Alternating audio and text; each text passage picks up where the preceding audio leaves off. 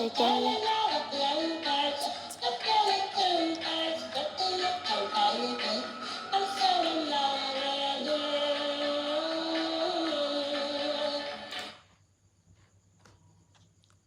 Câu chuyện này làm Tân nhớ tới sẽ quay MV Tình Đầu. MV viral đầu tiên của Tân, gần 90 triệu view và tiền phí quay 95 triệu.